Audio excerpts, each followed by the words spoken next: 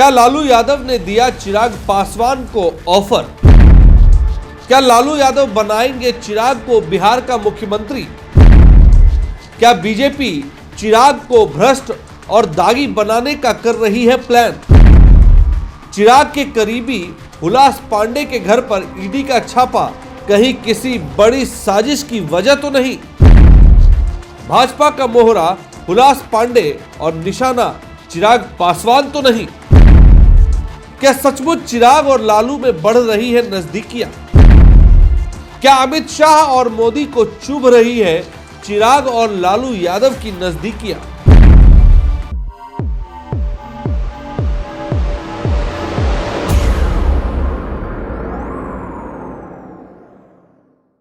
किसी ने खूब कहा है कि राजनीति में कोई किसी का परमानेंट दोस्त या किसी का दुश्मन परमानेंट नहीं होता। जरूरत के हिसाब से दोस्ती और दुश्मनी होती रहती है।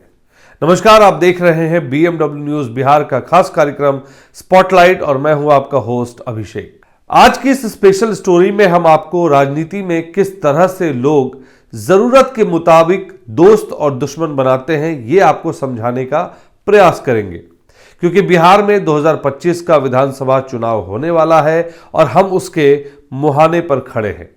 इस वक्त जो सबसे ज्यादा चर्चा बिहार की राजनीति में हो रही है वो मुख्यमंत्री की दौड़ में रहने वाले नामों की हो रही है, जिसमें चिराग पासवान सबसे ऊपर चल रहे हैं।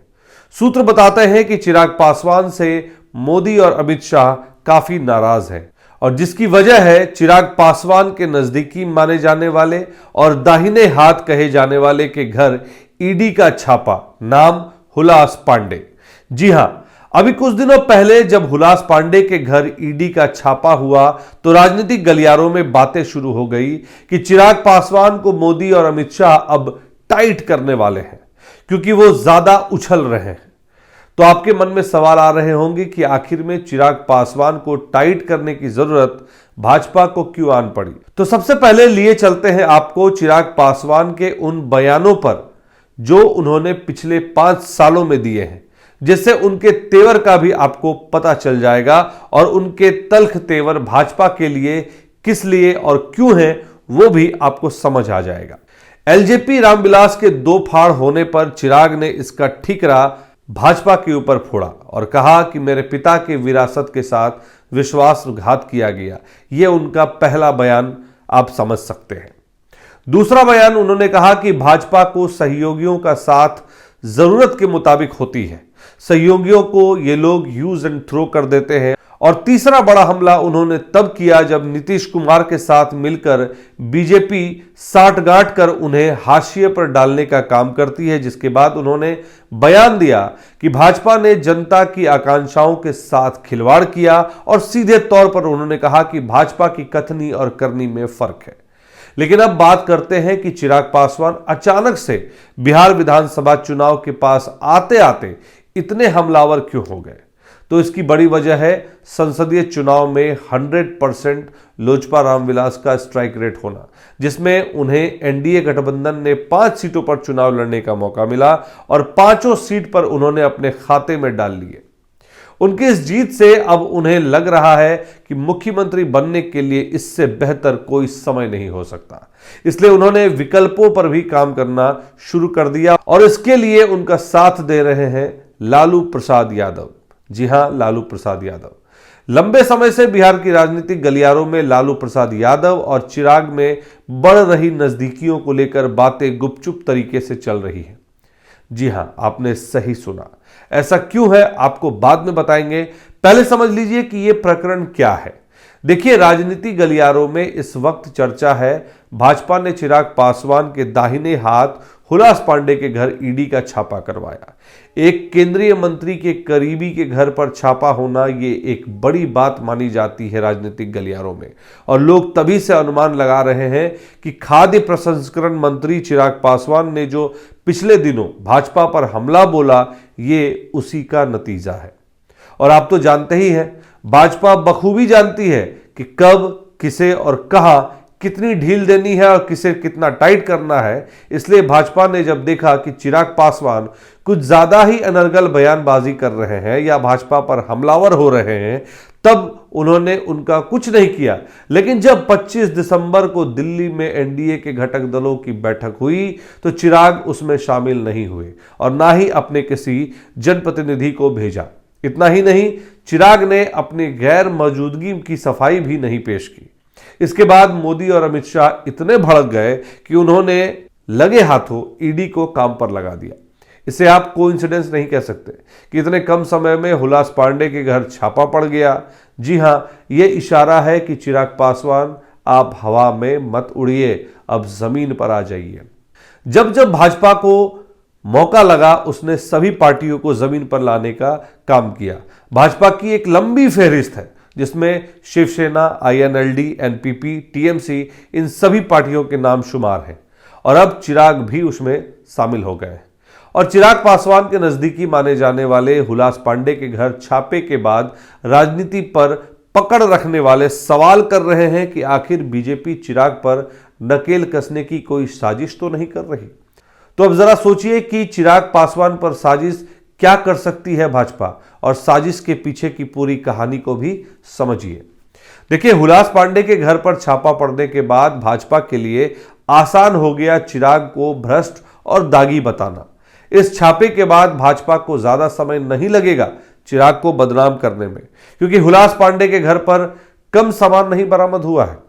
ईडी ने हुलास पांडे के घर से अवैध खनन से जुड़े कागजात, मनी लॉन्ड्रिंग, भारी मात्रा में नकदी, बैंक पासबुक, जमीन के कागजात और कई डिजिटल डॉक्यूमेंट्स भी बरामद किए हैं, जिसके बाद हुलास पांडे को मोहरा बनाकर चिराग पासवान को बदनाम करने की भाजपा ताक में है। अब आप सोच रहे होंगे कि भाजपा ऐसा क्यों करेगी, क्योंकि बिहार विधानसभा 2025 के चुनाव के मुहाने पर हम खड़े हैं, ये भूलिए मत। और ऐसे में अब सभी समीकरणों पर भाजपा भी सोच रही है कि कहीं चिराग पलटी मारेंगे तो क्या होगा, अगर साथ रहेंगे तो क्या होगा। अब लिए चलते हैं आपको राजनीतिक समीकरणों की ओर।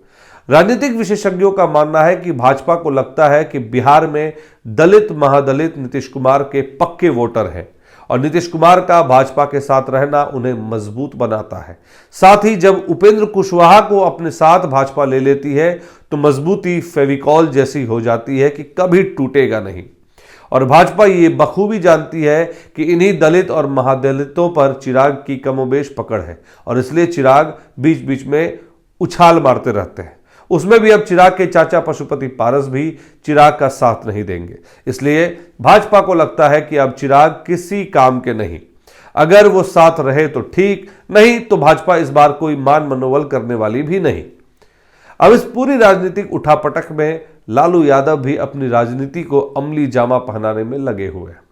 वो भी अब चिराग पर भरोसा कर रहे हैं और सूत्र बताते हैं कि लालू प्रसाद यादव चिराग को पास लाने के लिए अपने भरोसेमंद नेताओं को काम पर लगा चुके हैं। अब आप सोच रहे होंगे कि लालू प्रसाद यादव का भरोसा चिराग पासवान को लेकर क्यों है। देखिए, लालू यादव बहुत समय से तेजस्वी यादव और चिराग पासवान को एक मंच पर लाने का प्रयास कर रहे थे और यह भरोसा उनको लोकसभा से ही था, लेकिन लोकसभा चुनाव में कुछ चीजें ऐसी हुई कि चिराग पासवान साथ नहीं आ सके।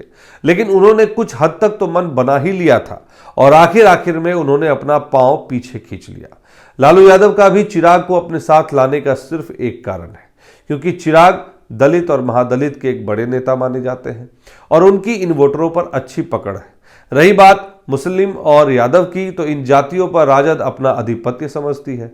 बहरहाल, बिहार की जातीय समीकरण की बात करें तो यही तीन जातियां सबसे ज्यादा निर्णायक भूमिका में रहती हैं।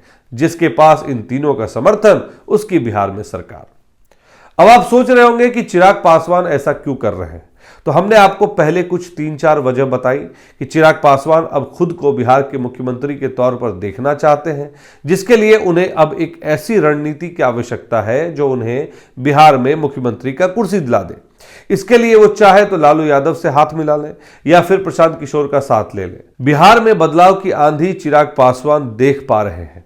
उन्हें एहसास इस बात का है कि भाजपा तो मजबूत है, लेकिन जिस तरह से जदयू को भाजपा द्वारा किनारे किया जा रहा है, ऐसे में उन्हें भी डर लग रहा है कि भाजपा समय रहते उन्हें भी किनारा न कर दे। इसलिए उन्होंने असेंबली इलेक्शन में 50 सीट पर लड़ने का प्लान बनाया है, कि जैसा कि सूत्र बता रहे हैं, क्योंकि अभी तो वो भाजपा के रहमो करम पर है, और अगर उन्होंने 100% स्ट्राइक रेट बरकरार रख लिया और ये 50 की 50 सीट पर अगर वो लड़ते हैं और वो सीटें आ गई तो वो किंग मेकर की भूमिका में आ जाएंगे। और इसके लिए प्रशांत किशोर भी उनकी सहायता पीछे के दरवाजे से कर रहे हैं।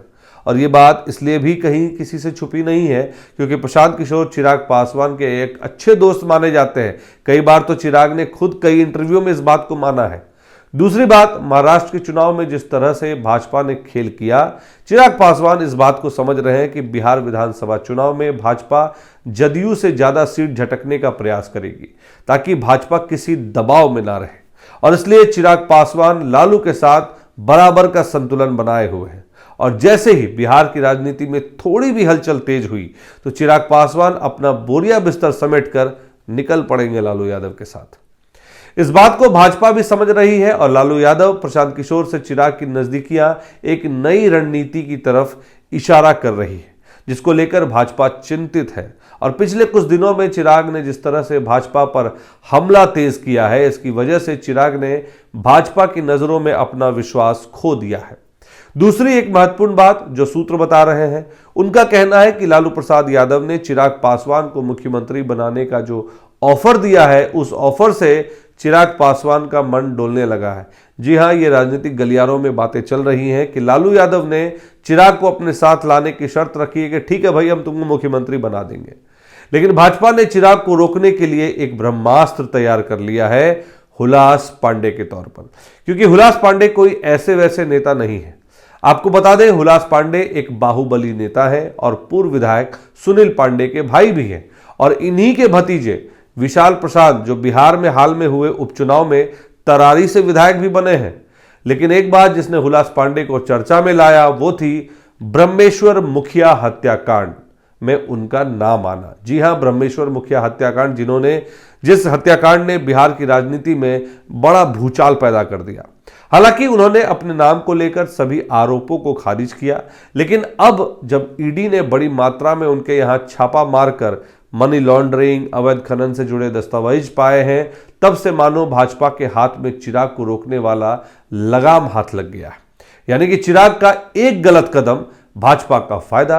अब राजनीतिक गलियारों में चर्चा तेज है कि जैसे ही चिराग ने कोई गलत कदम उठाया, भाजपा मिनट नहीं लगाएगी चिराग को भ्रष्टाचारी और दागी बनाने में। और जैसे ही चिराग के ऊपर दागी और भ्रष्टाचारी जैसे आरोप लगे, एक तो उन पर ताबड़तोड़ रेड पड़ जाएगी, जिसकी वजह से चिराग की छवि और धूमिल होगी और हो सकता है वो मुख्यमंत्री की कुर्सी से दूर भी हो जाए। इसलिए हमने कहा था खबर की शुरुआत में कि राजनीति में कभी कोई किसी का परमानेंट ना दोस्त होता है ना कोई दुश्मन होता है। लेकिन जनता को क्या, उन्हें तो सब कुछ व्हाइट व्हाइट दिख रहा है। लेकिन इस बात पर जरूर सोचिएगा कि आखिर में हुलास पांडे ने इतनी बड़ी रकम कैसे जुटाई और किसकी सहायता से, और क्या उसके तार चिराग से जुड़ रहे हैं या नहीं, इस बात को लेकर ना तो चिराग ने कोई अब तक बयान दिया है, ना ही जनता उनसे सवाल कर रही है। बहरहाल आपको इस खबर में इसी सस्पेंस में छोड़े जा रहे हैं। आप इस खबर को देखने के बाद क्या सोचते हैं, उन बातों को आप कमेंट के माध्यम से हम तक जरूर साझा करें। और आपसे अनुरोध है कि हमारी खबरों को ज्यादा से ज्यादा शेयर करें, लाइक करें और चैनल को सब्सक्राइब करना ना भूलें। धन्यवाद।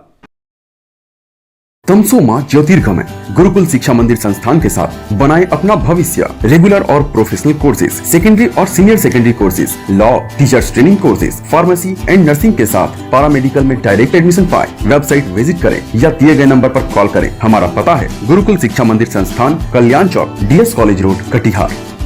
हमारा वीडियो अगर आपको अच्छा लगा हो तो आप हमारे वीडियो को लाइक करें, शेयर करें और हमारे चैनल को सब्सक्राइब जरूर करें।